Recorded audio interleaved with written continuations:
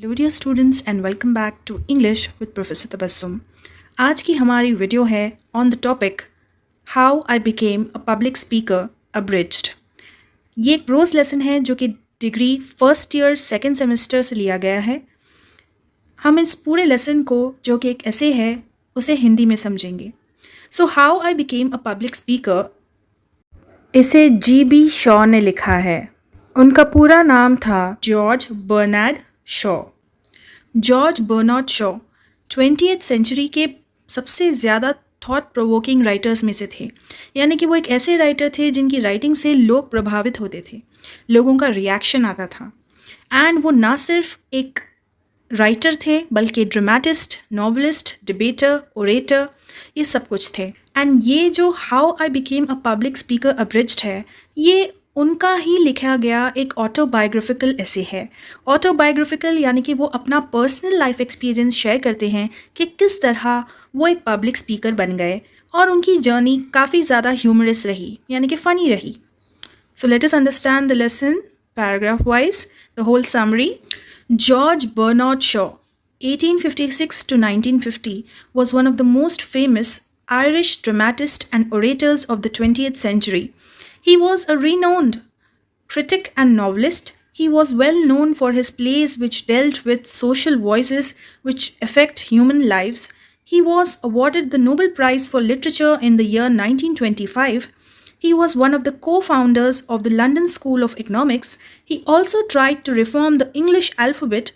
His plays Arm and the Man, Caesar and Cleopatra, Mrs. Warren's Profession and Pygmalion are classics. जैसा कि मैंने बताया कि ये बहुत ही मशहूर आयरिश ड्रामेटिस्ट थे एंड ये एक ओरेटर भी थे 20th सेंचुरी में।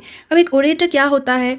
जिसे बहुत अच्छी स्पीचेस देनी आती है और अपना मैसेज बहुत अच्छे तरीके से डिलीवर करना आता है, बेसिकली जो एक अच्छा पब्लिक स्पीकर है। ओके, एंड वो एक क्रिटिक भी है और नॉवलिस्ट भी है। क्रिटिक जो कि दूसरों के कामों को पढ़ता है एंड फिर उसे क्रिटिसाइज़ करता है, उसमें प्रॉब्लम्स निकालता है। वो नॉवेल्स भी लिखते थे, इसलिए वो नॉवलिस्ट थे।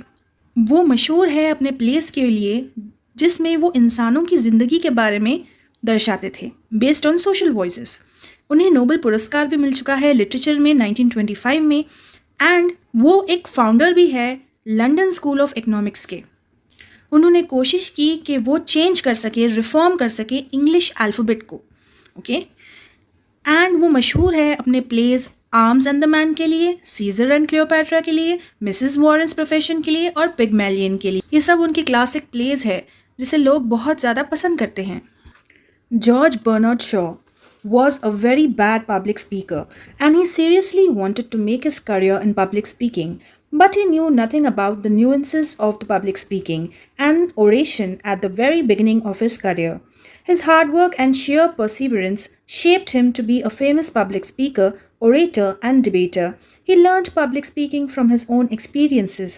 He failed at his early attempts. Slowly, he progressed towards perfection and reached the heights of excellence. Zetetic Society stood as a milestone in Shaw's life of oratory.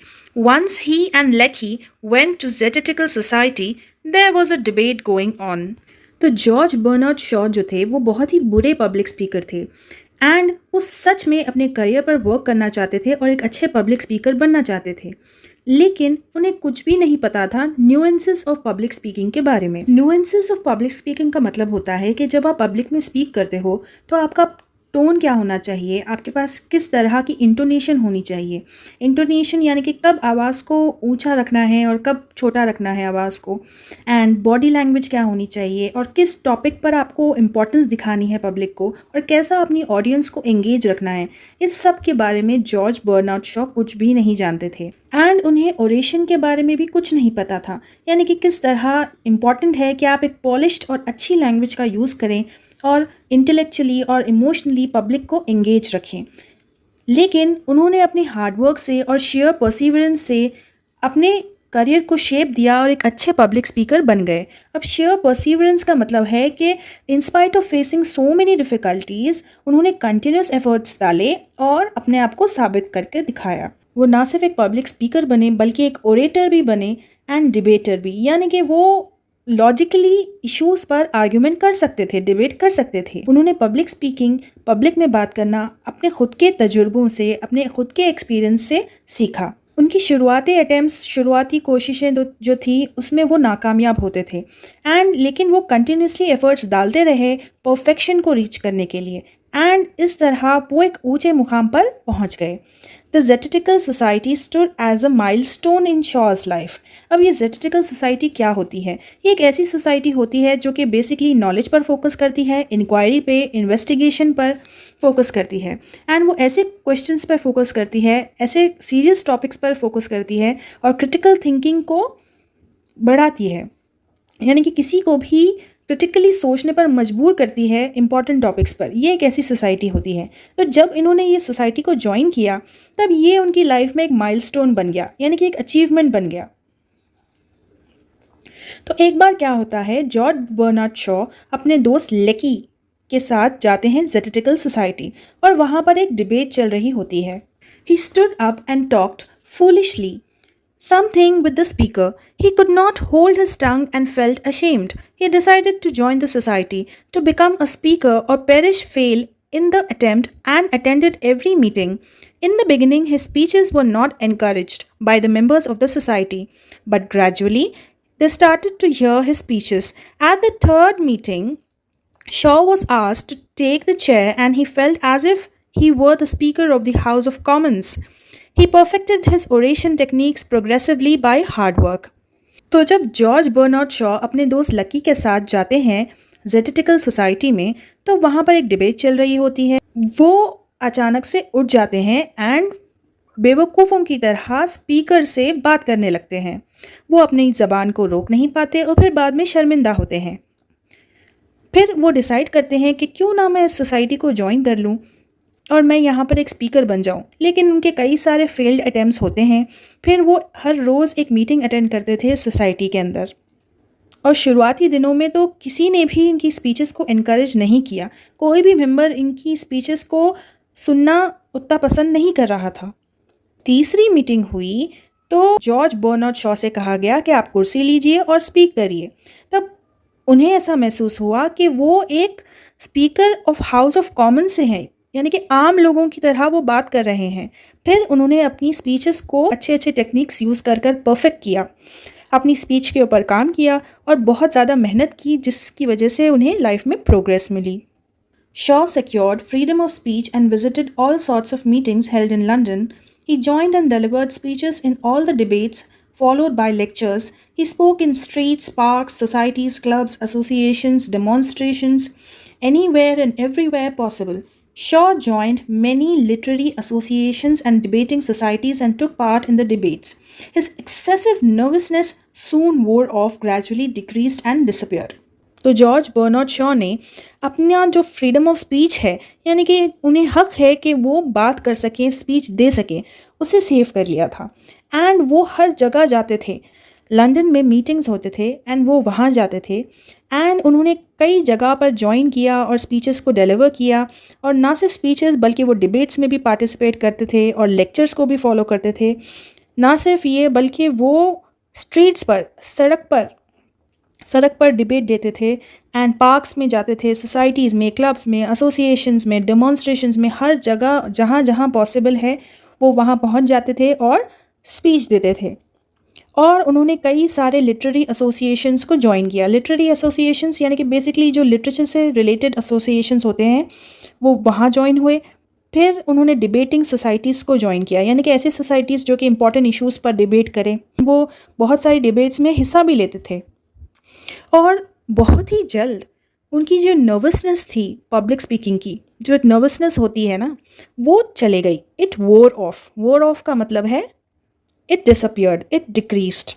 Okay, so it's very important for a person to get experience, and experience तभी आता है जब आप बार बार कोई चीज़ को हासिल करने की कोशिश करते हो एंड आप उसमें फेल होते हो। आप अपने फेल्ड एक्सपीरियंसेस से सीखते हो and at a point of time आपका जो भी लैक ऑफ कॉन्फिडेंस है वो एकदम से कॉन्फिडेंस में बदल जाता है। तो उसी तरह अगर आप इंग्लिश लैंग्वेज के लेसन्स को और ग्रामर को कंटिन्यूसली प्रैक्टिस करोगे तो आपका डर भी निकल जाएगा and you will definitely get back your confidence. Shaw soon became known as a socialist orator. He never got money for his orations because his topics were on controversial issues. In a long distance, he would get only money for traveling in the third class compartment. At one meeting during the speech, a man shouted at him saying that hired professional agitators' speech should not be entertained. As a reply, Shaw offered his emoluments for £5 to him. The man was shocked and hesitated. Then Shaw explained to him that he had come to this place to give lecture at his own expense. He also added that he was never paid for his speeches. George Bernard Shaw जो है वो बहुत ही जल्द एक socialist orator बन गए। अब एक सोशलिस्ट कौन होता है जो कि पॉलिटिकल इकोनॉमिकल इश्यूज़ जो कि कंट्री में हैं, सोसाइटी में हैं, उसे सपोर्ट करता है। तो जॉर्ज शॉ ऐसे इश्यूज़ को सपोर्ट करते थे और उन इश्यूज़ पर वो स्पीचेस देते थे, ऐसे स्पीचेस जिससे लोगों का रिएक्शन आए। So he was a socialist orator. उन्हें कभी भी अपनी इन स्पीचेस के लिए पैसे नहीं मिले। उनके टॉपिक्स जो थे जिन पे वो स्पीचेस देते थे वो इतने ज़्यादा कंट्रोवर्शियल होते थे, यानी कि लोगों का बहुत ज़्यादा स्ट्रॉन्ग रिएक्शन आता था उनके स्पीचेस पर, चाहे वो कल्चर से रिलेटेड हो, रिलीजन से रिलेटेड हो। So it was very controversial. अगर डिस्टेंस बहुत ज़्यादा लंबा हो जहाँ पर उन्हें स्पीच देनी हो, तब उन्हें सिर्फ travelling in the third class compartment के पैसे मिलते थे, यानी कि थर्ड क्लास कंपार्टमेंट में ही वो ट्रैवल कर सकते थे, बस उतना ही। बाकी उनके सारे एक्सपेंसेस उन्हें ही देखने पड़ते थे। और एक मीटिंग के दौरान जब वो स्पीच दे रहे थे जॉर्ज बर्नार्ड शॉ, तब एक आदमी चिल्लाकर कहता है कि हमें ऐसे हायर किए हुए प्रोफेशनल एजिटेटर्स की स्पीच को एंटरटेन नहीं करना चाहिए। अब प्रोफेशनल एजिटेटर क्या होता है? एक ऐसा इंसान जो कि दूसरों को उकसाता है कि आप भी प्रोटेस्ट करो, आप भी अपनी आवाज़ उठाओ। ओके, तो उसे लगता है कि जॉर्ज बर्नार्ड शॉ को पैसे मिले हैं इन स्पीचेस को देने के लिए, और वो लोगों से कहता है कि हमें ऐसे आदमी की स्पीचेस को एंटरटेन नहीं करना चाहिए, ये तो पैसे खाकर यहाँ पर आया है स्पीच देने के लिए। अब जॉर्ज शॉ भी उसे रिप्लाई देते हैं, और वो रिप्लाई कैसे देते हैं? वो उसे ऑफ़र करते हैं एमोल्यूमेंट्स यानी कि उनके पास जो पैसे थे, जो सैलरी थी, वो उस आदमी को ऑफ़र करते हैं। वो थे £5। पाउंड जो है वो यूनाइटेड किंगडम की करेंसी है। It's basically pound sterling, GBP। Okay, so वो £5 ही जॉर्ज शॉ के पास होते हैं एंड वो उस आदमी को दे देते हैं। वो आदमी बहुत ज़्यादा शॉक हो जाता है और हेजिटेट करने लगता है। फिर शॉ जो है उस आदमी को एक्सप्लेन करते हैं कि वो यहाँ पर अपने खुद के एक्सपेंस पर स्पीच देने आए हैं और कभी भी उन्हें अपनी स्पीचेस देने के लिए पैसे नहीं मिले हैं। एमोल्यूमेंट्स यानी कि सैलरी, उन्हें कभी भी सैलरी नहीं मिली है। On an occasion, Shaw was delivering his talk at St. James Hall in London. At that time, an opposition group entered the room. They were anti-Fabians. Suddenly, they all broke up the meeting and insisted, forced to make the leader the chairman of the session. Shaw behaved wisely and dealt with them carefully. He requested some time to give a talk and spoke for a long time. By his persuasive speech, the newspapers wrote articles criticizing the anti-Fabians the next day. Thus, Shaw disgraced all his foes by his wit, put his enemies to shame. On another occasion, Shaw defeated H.G. Wells in a famous debate. His technique as a speaker was acquired by practice alone. He also acquired perfection in community training and platform techniques. He became a great success on the stage. H.G. Wells at one meeting tried to insult the Fabian Society, but Shaw, with his platform techniques, defended H.G. Wells' views. एक बार George Bernard Shaw जो है London के Saint James hall में speech दे रहे थे, तब वहाँ पर एक ऑपोजिशन ग्रुप एंटर हो जाता है रूम के अंदर, एंड वो लोग थे एंटी फैबियंस। अब इस टर्म एंटी फैबियन को समझने के लिए सबसे पहले आपको ये जानना होगा कि फैबियन सोसाइटी क्या होती है, फैबियन लोग कौन होते हैं। So basically British socialist organisation है जो कि 19th सेंचुरी में फॉर्म हुई थी, जो कि ये मानती है कि सोशल और पॉलिटिकल चेंज जो है वो डेमोक्रेसी के ज़रिए हासिल किया जा सकता है, ना कि टैक्टिक्स के ज़रिए। डेमोक्रेसी यानी कि पब्लिक के ओपिनियन के ज़रिए। अब जो एंटी फैबियन लोग होते हैं वो इस बात से अग्री नहीं करते, वो क्रिटिसाइज़ करते हैं, बेइज्जत करते हैं ऐसे आइडियल्स को और ऐसे पॉलिसीज़ को। सो ऐसा ही एक एंटी फैबियन ग्रुप जो है उस हॉल में एंटर करता है, saint James Hall in London, जहाँ पर जॉर्ज बर्नार्ड शॉ एक स्पीच दे रहे थे। फिर अचानक से वो इंसिस्ट करते हैं कि क्यों ना अब हमारे लीडर को चेयरमैन बना दिया जाए सेशन का और उन्हें बोलने दिया जाए। तो जॉर्ज बर्नार्ड शॉ जो है वो बहुत ही वाइजली बिहेव करते हैं, इंटेलिजेंटली वो बिहेव करते हैं एंड वो केयरफुली इस सिचुएशन को हैंडल करते हैं। वो रिक्वेस्ट करते हैं कि थोड़ा टाइम दीजिए, मैं अभी थोड़ा सा ही बात करूँगा, लेकिन वो बहुत देर तक स्पीच देते हैं और वो इतनी ज़्यादा पर्सुएसिव स्पीच देते हैं।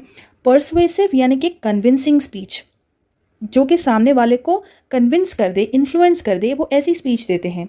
अगले दिन सारे न्यूज़पेपर्स में आर्टिकल आता है और वो क्रिटिसाइज करते हैं इस एंटी फैबियन ग्रुप को। तो जॉर्ज बर्नार्ड शॉ ने डिस्ग्रेस कर दिया, यानी कि शर्मिंदा कर दिया, अपने दुश्मन की इज़्ज़त को कम कर दिया, उसके सेल्फ एस्टीम को कम कर दिया अपने विट के साथ, अपनी स्पीच के साथ। एक ओकेजन ऐसा भी आया था जहाँ पर जॉर्ज बर्नार्ड शॉ ने डिफीट कर दिया था हेजी वेल्स को एक बहुत ही मशहूर डिबेट के अंदर। अगर आप जानते नहीं हैं तो हेजी वेल्स जो है वो बहुत ही प्रोमिनेंट राइटर है एंड उन्होंने एक खुद का एक जॉनरा बना रखा है साइंस फिक्शन एंड लिटरेचर के ऊपर। एंड उन्होंने बहुत सारी फेमस स्टोरीज लिखी हैं, जैसे कि the war of the worlds, the time machine and the invisible man. And it's a really good story, you should read some time just for pleasure. Okay, so H G Wells जैसे मशहूर writer को उन्होंने debate में हरा दिया। किसने? George Bernard Shaw ने।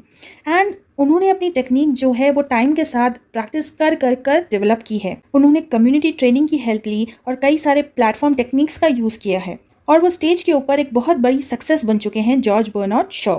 तो एक मीटिंग में क्या होता है, हेजी वेल्स जो है, जो कि इतने मशहूर राइटर हैं, वो इंसल्ट करने लगे फैबियन सोसाइटी को। लेकिन जॉर्ज शॉ ने अपने प्लेटफॉर्म टेक्निक्स को यूज़ कर कर डिफेंड किए अपने व्यूज़ हेजी वेल्स के व्यूज़ के साथ। डिफेंड करना यानी कि अपने ओपिनियंस को, अपने बिलीव्स को, अपने पर्सपेक्टिव्स को प्रोटेक्ट करना। Shaw says that practice only cured his nervousness and got him used to speak to multitudes or to private persons. It was a regular practice in a gradual manner. He delivered speeches on various themes, orated on special occasions at the Fabian public meetings, etc. He did not forget his acquired technique as a platform artist and lasted till he was 85. All of his speeches were highly commanding and appealed to everyone who hears them. His socialistic views were reformatory and made the people aware of the social conditions of London. George Shaw कहते हैं कि उन्होंने बहुत ज़्यादा practice किया, उसके बाद ही उनकी नर्वसनेस गई। फिर उन्हें समझ में आया कि किस तरह वो बात कर सकते हैं लार्ज नंबर ऑफ पीपल से, या फिर प्राइवेट में पर्सन टू पर्सन वो किस तरह बात कर सकते हैं। लेकिन ये एक रेगुलर प्रैक्टिस थी जो कि एक ग्रेजुअल मैनर में हुई थी। ग्रेजुअल मैनर यानी कि स्लो एवरीडे प्रैक्टिस।